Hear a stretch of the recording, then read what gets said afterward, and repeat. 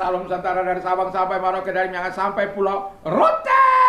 Mantaplah iman kita, mantaplah kasih kita, mantaplah pengharapan kita tentunya dalam Yesus Kristus yang menjadi Tuhan dan Juru Selamat kita dan Juru Selamat dunia. Jangan katakan bahwa Yesus itu bukan Tuhan, jangan katakan pula bahwa Yesus bukan Juru Selamat. Dia adalah Tuhan, Dia adalah Juru Selamat. Kalau engkau percaya, engkau diselamatkan. Yohanes 3 ayat 36, Yohanes 14 ayat yang ke-6, Yesus sudah berkata, akulah jalan dan kebenaran dan hidup. Tiada seorang sampai kepada Allah kalau tidak melalui aku. Dan Petrus mengatakan dalam Kisah Rasul 4 ayat yang ke-12, dan keselamatan tidak ada di dalam siapapun juga selain di dalam Dia Yesus. Karena di bawah kolong langit ini tidak ada nama lain yang diberikan kepada manusia yang olehnya kita diselamatkan. Haleluya. Dan Yohanes 3 ayat 16, karena begitu besar kasih Allah akan dunia ini sehingga Ia mengaruniakan anaknya yang tunggal, supaya setiap orang yang percaya kepadanya tidak binasa, melainkan beroleh hidup yang kekal.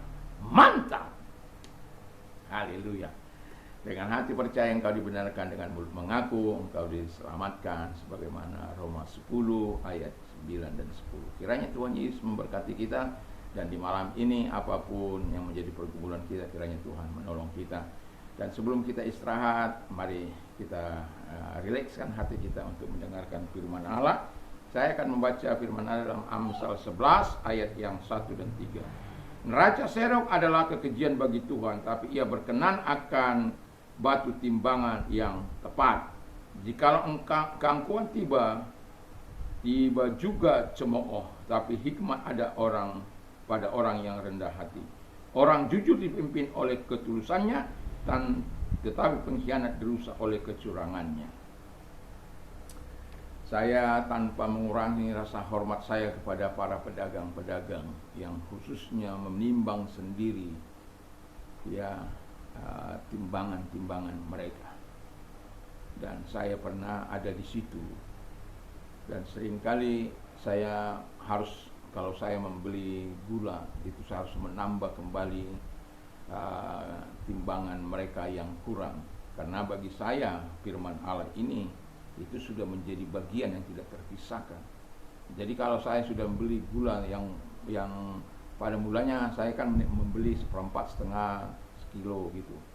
Dan kemudian setelah saya melihat hal ini, ya akhirnya saya membeli karungan supaya saya bisa menimbang. Saya bilang kepada anak istri saya, kalau menimbang jangan kurang, lebih boleh. Ya. Kurang tidak boleh, lebih boleh. Jadi karena apa? Banyak kali orang-orang, baik itu orang percaya, seperti tidak ada merasa, itu sudah kebiasaan dunia kok. Itu memang hukum dagang, hukum pasar. Kurang-kurang sedikit nggak apalah, enjoy aja lah. Tetapi saya mau katakan kepada kita sebagai orang yang percaya, tema kita saya beritahu dulu ya, sifat orang benar ya. Jadi sifat orang benar itu yang pertama adalah jujur ya. Jujur. Jadi dia, orang jujur itu kan dia akan melakukan sebagaimana yang seharusnya dilakukan. Jujur itu tidak lebih tidak kurang. Jadi jujur itu ia mengatakan apa adanya dan mengatakan apa yang benar. Lebih daripada itu dia tidak akan katakan. Makanya Yesus mengatakan kalau iya, kamu katakan iya, kalau tidak, kamu katakan tidak. Lebih daripada itu berasal daripada si jahat. Dan orang jujur itu dia tahu kapan mengatakan tidak, dia tahu kapan mengatakan iya. Dan kalau iya, dia akan dapat mempertanggungjawabkan itu karena dia berjalan dalam kebenaran. Kalau tidak, karena dia tahu itu tidak berasal dari kebenaran. Dan itu sebabnya orang jujur itu akan senantiasa dikenan oleh Tuhan.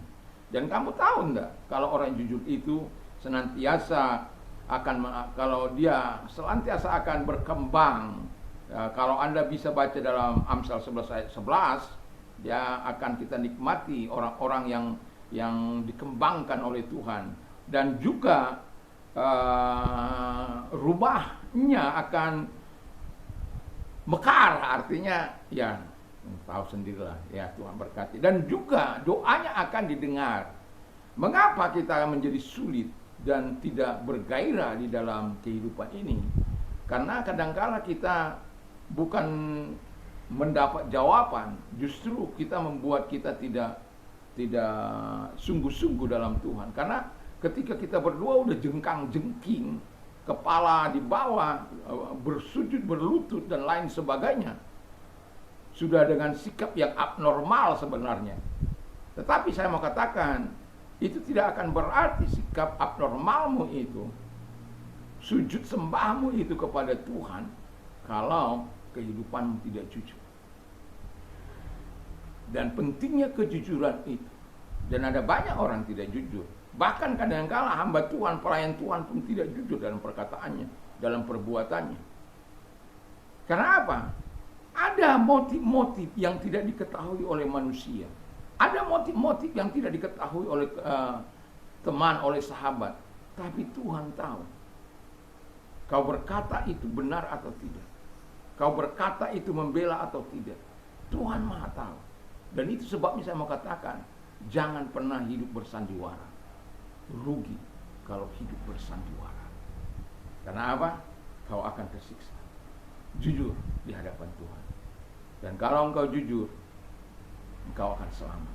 Engkau jujur, engkau akan dibela oleh Tuhan. Engkau jujur, engkau akan mendapatkan berkat ilahi sepanjang umur hidup. Dan yang kedua kata firman Allah, yang ayat yang kedua dikatakan, jikalau keangkuhan tiba juga cemooh, tetapi hikmat ada pada orang yang rendah hati. Jadi yang kedua, yang saya tidak ingin mengangkat yang sombong itu. Saya ingin mengangkat orang jujur itu, ya, yang orang jujur itu rendah hati, ya. Kenapa? Kerendahan hati, Alkitab katakan, baik itu dalam Yakobus 4 ayat yang ke-10, baik itu dalam 1 Petrus 5 ayat yang 5 dan ke-6, dan Tuhan itu meninggikan orang-orang yang rendah hati. Tapi dia akan meruntuhkan, menjatuhkan orang-orang yang sombong. Itu sebabnya kejujuran itu harus menjadi hal yang harus kita miliki sebagai hamba-hamba Tuhan, sebagai umat Tuhan, sebagai orang percaya dimanapun kita ada. Mudah? Tentu tidak. Ada gengsi di dalam hati kita, ada gengsi dalam hidup kita, yang kadang-kala ketika kita diperlakukan tidak adil, kita ingin menunjukkan siapa diri kita. Tapi saya mau katakan kepada kita, Yesus mengajar kita dengan segala kerendahan hati. Take my yoke and learn from me, for I am gentle and lowly in heart. Angkat itu bebannya Tuhan itu, dan belajar kepada Dia, sebab Dia lemah lembut dan rendah hati.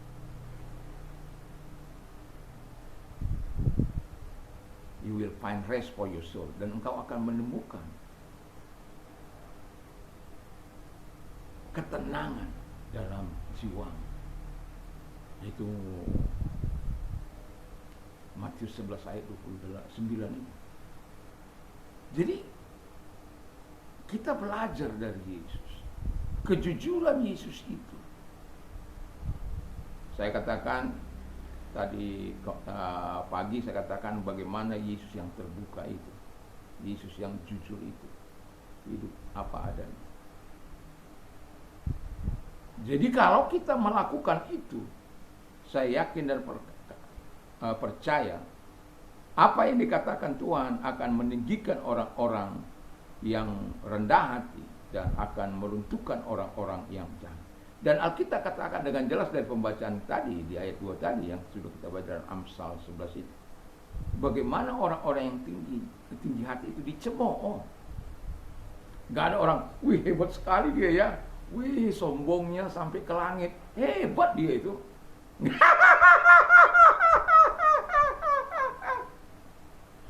Nggak akan ada dengan rasa bangga. Tapi kalau diulang orang, hebat sekali itu, memang betul lah segala kebaikan Tuhan datang kepadanya. Hidupnya rendah hati. Kebaikan Tuhan senantiasa, orang hormat kepada dia, rendah hati. Apakah kita lebih menyukai dengan yang wow itu? Rendah hati itu tidak jauh dari kesederhanaan, ya. Kadangkala ya kita belajar dari Paus yang baru datang di Indonesia ini dengan segala ilmu kesederhanaan, ya. Saya tidak bisa bayangkan seorang kepala negara dan sekaligus juga orang nomor satu di gereja Katolik dengan gaya di balik semua keadaan kontroversinya, tapi ada sikap hal yang perlu diteladani, yaitu bagaimana dia menunjukkan diri sebagai seorang yang betul-betul rendah hati dalam kesederhanaannya. Bagaimana tidak? Dia tidak menggunakan fasilitas yang ada, tapi justru dia berkendaraan, berpesawat dengan ya ekonomi. Nah, itu bukti kesederhanaan. Orang-orang jujur itu akan hidup senantiasa dalam kesederhanaan. Nah, jadi kalau ada orang jujur lalu hidup dalam poya-poya hidup, itu perlu dipertanyakan. Yang terakhir kata firman Allah, dan sifat orang benar itu adalah tulus hati, ya. Itu dia hidup apa adanya, bukan ada apanya. Hidup apa adanya, ya, tidak. Itulah dia. Kalau ada apanya kan, dia akan rekayasa. Oh, ini demi keuntunganku, aku bisa rekayasa. Tapi orang benar itu harus hidup dengan tulus hati. Menasihati orang, menegur orang, harus dengan tulus hati. Kalau tidak terima, silakan saja.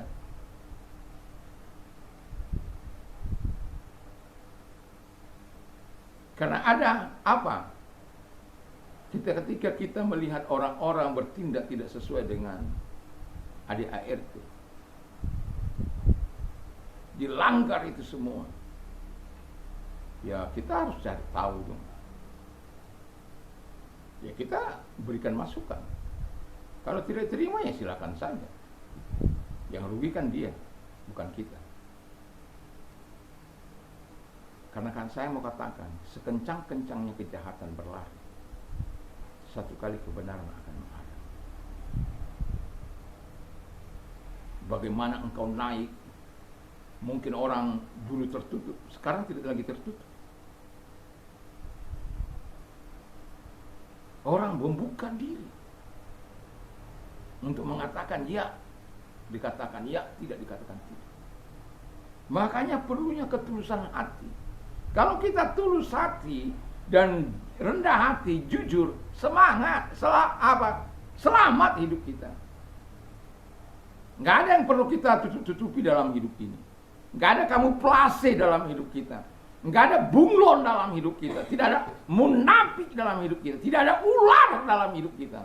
Ular itu kan bercabang dua. Bunglon itu bisa menyesuaikan diri sesuai dengan ada. Sama saya dia berkata A, sama di sana berkata B.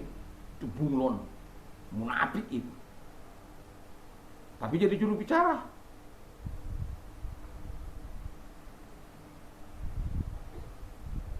Kalau A, B. Nggak bisa kita hidup dalam dua arus. Makanya siap melawan arus. Seperti ikan salmon itu. Bukan berarti kita harus menentang semua orang, bukan. Yang kita tentang itu adalah orang-orang yang tidak sejalan dengan firman Allah, yang membolak-balikkan. Satu contoh, diskresi. Ahok, saya dengar itu pertama diskresi itu dari Ahok. Ada diskresi. Tapi diskresinya tidak pernah bertentangan dengan hukum. Itu sebabnya dia tetap menjadi kuat. Kalau diskresi kita tidak sesuai dengan ADART, diskresi itu tidak boleh bertentangan dengan ADART. Ada itu bagian terakhir. Jangan buat hal-hal yang seleramu sendiri. Tuluslah.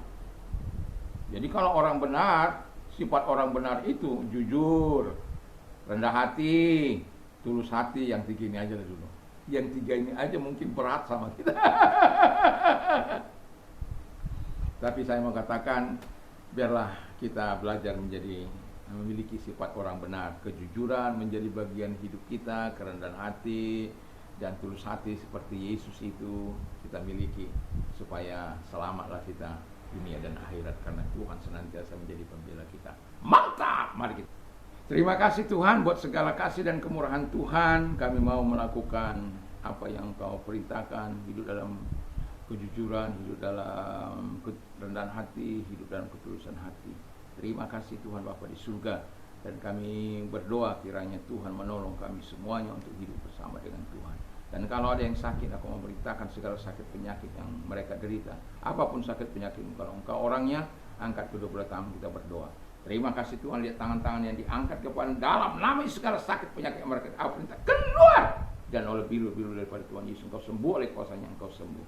Dan terima kasih buat pertolongan kepada mereka. Kalau engkau dalam keadaan sulit, payah dalam hidupmu, angkat kedua belah tanganmu, kita berdoa.